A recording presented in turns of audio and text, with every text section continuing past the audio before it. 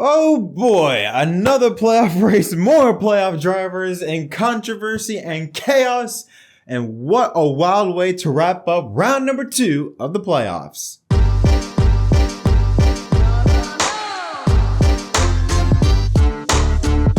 Yo, what's up everyone? My name is Jet. Welcome back to the episode of MDK Racing Victory Stop. Hope you're having a wonderful Sunday. Man, oh man, we got a lot of stuff to talk about in the Heartland for round 2 of the playoffs at Kansas. Wow. Okay, so a lot of us had an idea of how this race might play out. We knew that based from previous Kansas races that there was a great possibility that we would see a lot of playoff drivers go through issues. But some of the playoff drivers that were named that had problems, we weren't expecting at all. Lap 5, right off the bat, Martin Truex Jr., the regular season champion, entered into the playoffs as the number 2 seed, tied for the number 2 seed with a massive points lead. Trouble with him. Don't know if a tire went down or he had some type of issue with the right rear tire. Going into turns 3 and 4, got sideways, smacked it into the wall, broke the toe link, broke numerous suspension parts inside that car. And by lap 6, he was out of the race and would finish dead last. No stage points, nothing like that.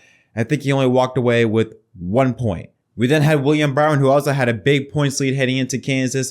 In 4th place, lap 63, he spins out of turn number 2, doesn't hit anything, but does spin around. And we brought out the caution, maybe might have damaged some part of the diffuser underneath the race car because his car was not the same. He would end up finishing, I believe, in the 15th position. But another driver that had an issue, had a problem that derailed his race. He also had some issues on pit road, like Christopher Bell, who, even though he got the 54 team, supposedly one of the best pit crews of the entire season, so far they've been horrible in the playoffs. Countless mistakes on pit road. Also Ryan Blaney, another driver that had issues on pit road, another playoff driver. Then on lap 108, Bubba Wallace, who was running in the 2nd position, he had a tire go down, smacked it into the wall, broke the toe link. He was able to get back on the racetrack, but he would end up finishing 32nd, I believe, 3 or 4 laps down. A driver that was having a very strong run, nearly won stage 1, had a very strong car, potentially a top 3 car, needed to have a good run because he was just 1 point below the cut line.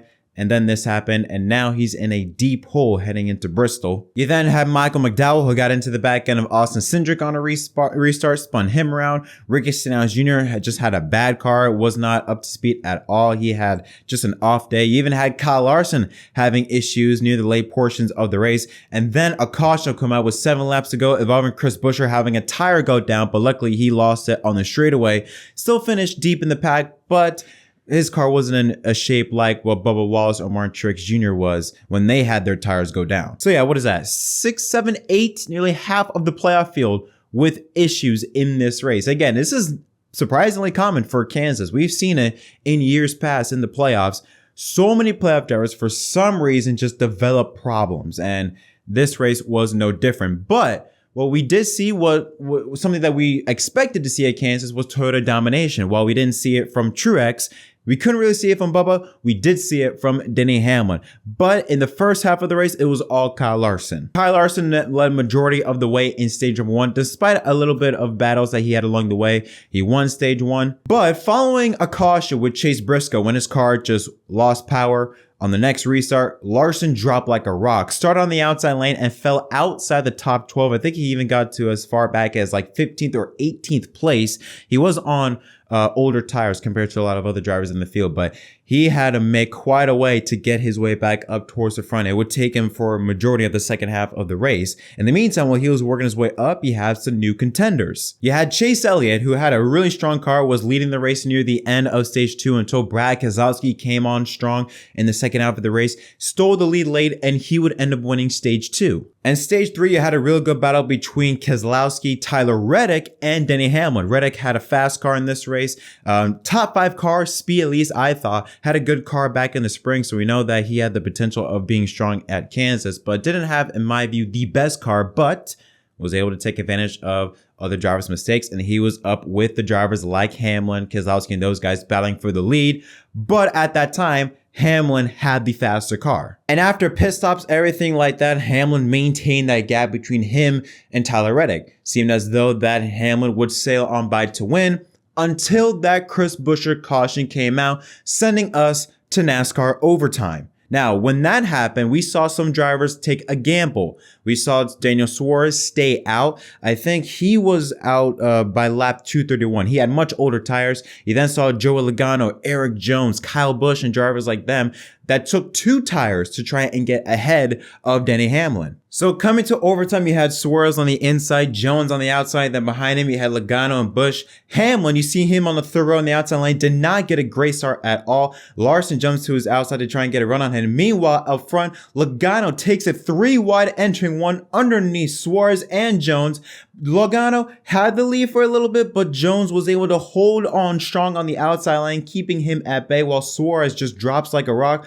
Then going to turns number 3 and 4, Logano gets it to the inside, has a car length ahead. Jones fights back. Now with those two side by side, tons of drag between the two. Look in third place, Tyler Reddick goes up top, then drops down low, way down low to take the lead at the white flag. 3 wide, slides up, clears both of them, and that was all she wrote. Reddick was able to hold off Eric Jones and Joe Logano. Then you see Denny Hamlin up top. Reddick was able to hold on to win at Kansas for his second win of 2023, his 5th win of his career, and also the 5th win of 23XI in their 100th start. But most importantly, Tyler Reddick is now advancing into the round of 12. And another cool thing about this is that this is the 3rd win for not on 23XI in the last 4 races at Kansas, but this is the 3rd win in the same number with 3 different drivers. Kurt Busch won May of last year. Bubba Wallace won in the fall of last year. And now this year is Tyler Reddick. And it's kind of funny. The last 4 winners are all connected to 23XI in some way, shape, or form. Reddick this year, Hamlin back in spring, Bubba Wallace, and Kurt Busch last year.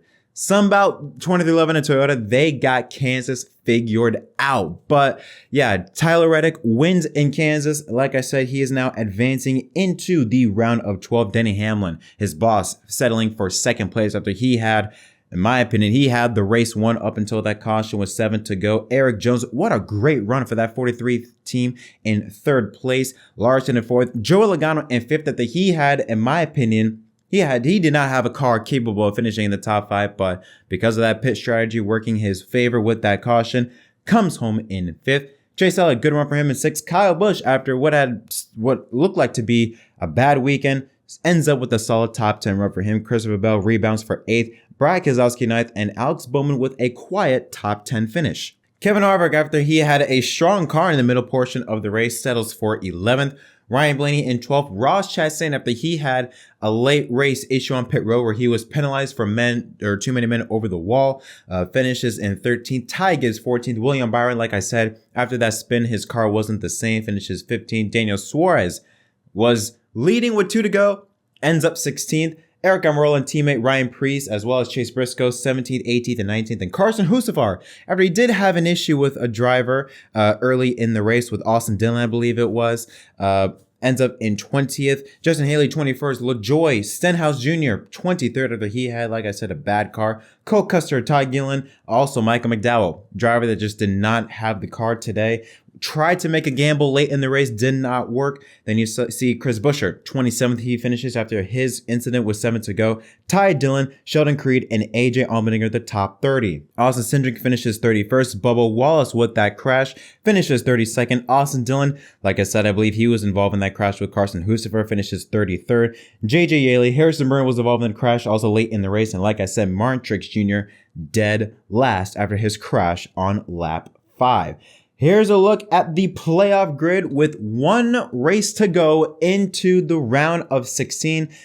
This is what it looks like. Larson and Reddick, they are safe, automatically locked into the race. Denny Hamlin plus 49. He is all but locked in. William Byron as well, plus 41. Brad Keselowski plus 33. Ryan Blaney and Busch plus 25 and 24 respectively. Ross Chastain, Chris Buescher, Christopher Bell tied for 9th. Joey Logano would have been possibly below the cut line, but with that 5th place finish, gets now a 12-point advantage. Kevin Harvick, plus 7. And how about that for Martin Truex Jr.? It's kind of shocking that we started the race with Martin Truex Jr., tied for the number 1 seed. Then after Darlington, Truex had a 25-point gap. Now he is minus 7, the regular season champion at risk of elimination. 7 points below the cut line. Bubba Wallace, he loses 18 points compared to last weekend at Darlington, now minus 19. Ricky Stenhouse Jr. -22, and Michael McDowell, he is all but has to win. He can make it on points -40, but let's be honest, he's going to have to win if he wants to make it into the round of 12. So my thoughts on this race, Kansas, it was a typical Kansas race. It was fun, exciting. You had frantic, chaotic restarts that were fun to watch. The racing was really good. When we saw the battle with Keselowski, Hamlin, and Reddick, that was fun to watch. We knew Larson his car was lights out. He clearly had the fastest car if it wasn't for that issue late in the race where he got shuffled back in traffic. But honestly, I thought it was a solid race. Nothing really much else to complain about it. We know that dirty air is still a factor. It was evident in this race if you watched it that drivers, all they had to do was just take your line away and you were golden. But it was fun. It was unpredictable. I like these races where it's unpredictable. You don't know what's going to happen. Obviously, the tire issues, I don't know. I don't know if that's a Goodyear issue or if that's teams pushing it with their luck. But it was interesting seeing only right rear tires, I believe it was. I think it was Truex, Wallace, and Buescher. I believe they were the only three, if I'm not mistaken. But something about the playoffs, man. Because at Kansas, we didn't see... Well, actually, no, I take that back. Kansas was also chaotic. But something about these playoffs, man. It's something about Kansas where all the playoff drivers have their heads screwed on backwards and either make mistakes or just have bad luck happen. And I feel for Bubba, not only because he's my driver, but he had a great car. This was a race that could have not advanced him to the round of 12. I don't think he had a shot at winning, but could have given him a good enough cushion where he could have made it to the round of 12 on points. Now he's -19. He more than likely, he's going to have to go all out, talking about winning stage points, and he's going to need some bad luck from some of the other drivers like Logano, Chastain, and those guys. Martin Truex Jr., man, here's the thing, Bristol ain't all that great for him. He hasn't had much success at Bristol. So I know it's only 7 points, but oh my God, imagine what we saw last year happen again. Oh my God. Oh man. Yo, TRD, I beg of you, do not have a repeat of last year or else Truex is going to give you the finger again.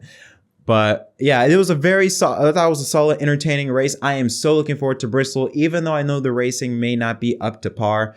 I am excited just because of the playoff scenario that's going to happen. But man, wouldn't that be something? The regular season champion out in the round of 16.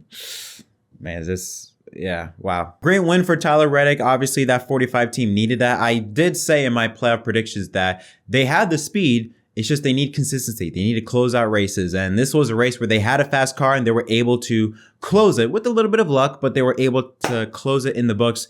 And now they're advancing to the round of 12.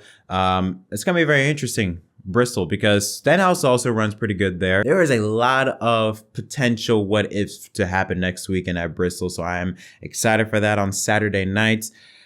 But man, it's going to be fun to watch. Great run for Eric Jones. Finished in third place. That 40, I should say not the 43 team, but just Legacy Motor Club as a whole. These past few weeks, they have been clicking.